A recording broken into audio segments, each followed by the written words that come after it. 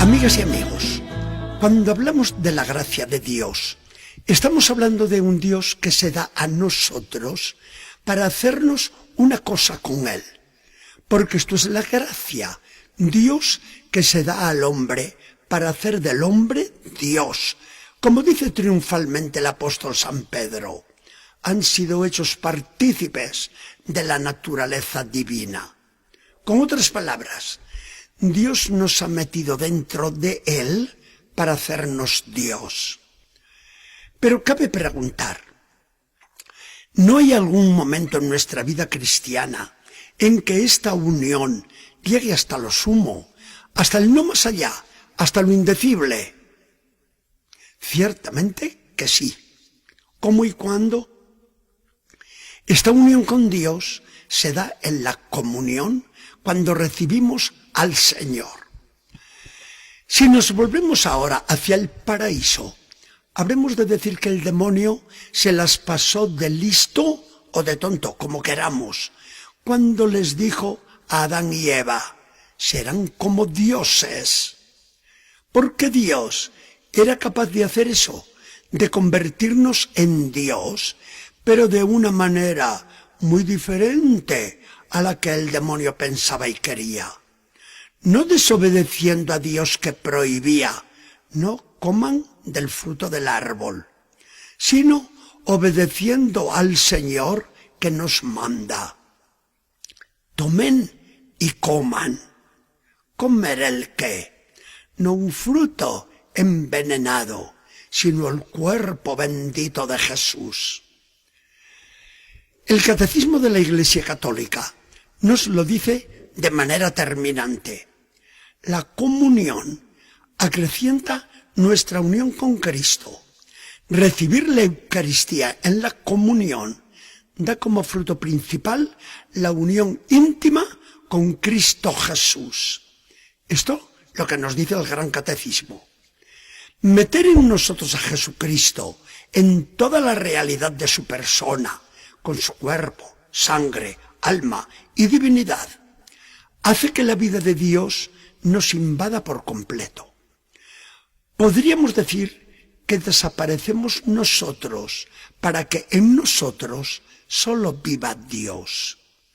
Jesucristo nos lleva al Padre en el Espíritu Santo y metidos en Dios somos como una gotita caída en el mar, donde desaparece confundida con el agua del océano inmenso.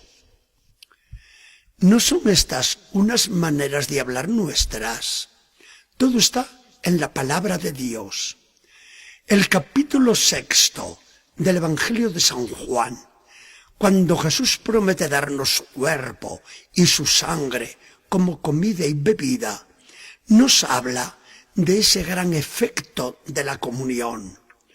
Quien come mi carne y bebe mi sangre, habita en mí y yo en él.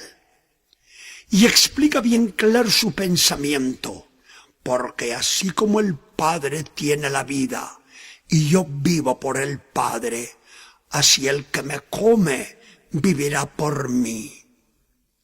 Que es como si dijera, el Padre es la fuente de toda la vida en Dios.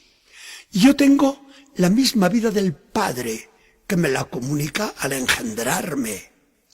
Esta mi vida divina ha pasado entera a mi naturaleza humana, a mi cuerpo y a mi alma, hechos un solo Dios con el Hijo de Dios.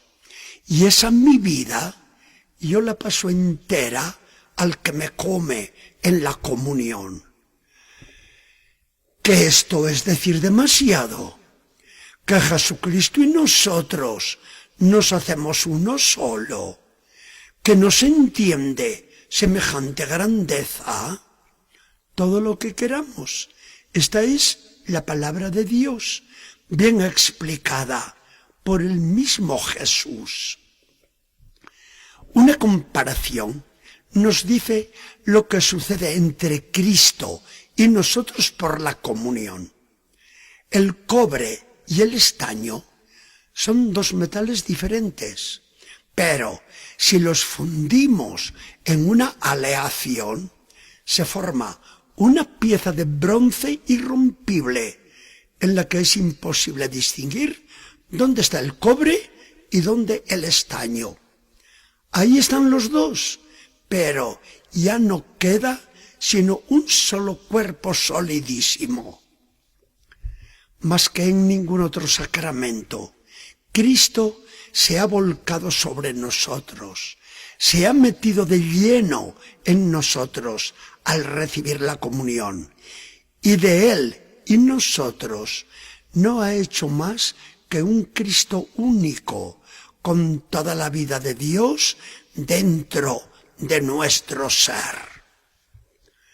Al demonio le salieron malas cuentas en el paraíso. El mordisco a la fruta prohibida nos hizo pecar, pero por la bondad de Dios nos mereció un redentor que el maldito Satanás no se esperaba. Dios, hecho hombre por nosotros, se hace después comida nuestra y al comerlo nos transforma totalmente en Dios. Y ahora sí, ahora es una realidad aquello del seréis como dioses. El come del demonio en el paraíso nos trajo la muerte. El tomen, coman de Jesucristo nos trae la vida.